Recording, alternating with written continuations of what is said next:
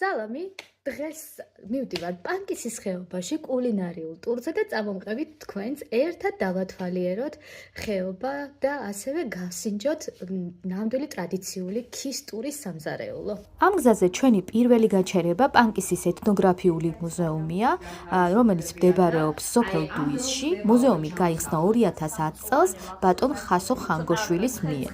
აქ წარმოდგენილი არის სხვადასხვა ეთნოგრაფიული ნივთი, რომელიც ასახავს ადგილობრივი ქისტი მოსახლეობის ყოფა ცხოვრებას.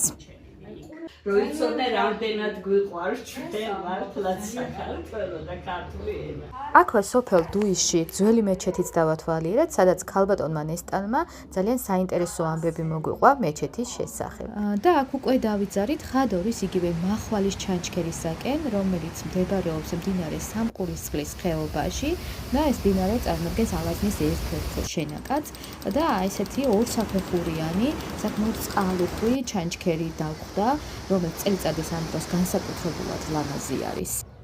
საბოლოოდ ჩვენი დღის გემრიელი კულმინაცია პანკისის ხის კოტეჯში იყო, რომელიც სოფელ ბირგიანთან მდებარეობს და სულ რამდენიმე თვეა რაც გაიხსნა. აქ შესაძლებლობა გაქვთ არა მხოლოდ დარჩეთ მეგობრებთან ერთად, არამედ მონაწილეობა მიიღოთ კულინარიულ მასტერკლასში. ჩვენ რამდენიმე კერძის მომზადებაში მივიღეთ მონაწილეობა, რომელთაგან არ გაგიკვირდებათ თუ გეტყვით, რომ ყველაზე პოპულარული ხინკლის მოხვევა იყო. ხორცლის ხინკალი მოვახვიეთ, ასევე დავაგემოვნეთ ტრადიციული ქისტური კერძი ჯიჯი გალანიში, ეს გახლავთ მოხარშული პურის ცომი, მოხარშულ ხორცთან ერთად, რომელიც ძალიან გემრიელია ნიორ წყალთან კომბინაციაში.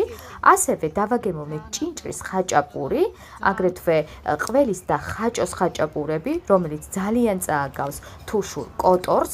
აქვე აუცილებლად უნდა აღვნიშნოთ ჩემი ყველაზე საყვარელი ქისტური ჰალვა, რომელიც სუფრის განუყოფელი ნაწილია, ასევე ქისტური უალკოჰოლო ლუდი, ეს უკვე ჩვენ ვართ, როცა ვაგემოვნებთ ჩვენს მომზადებულ კერძებს.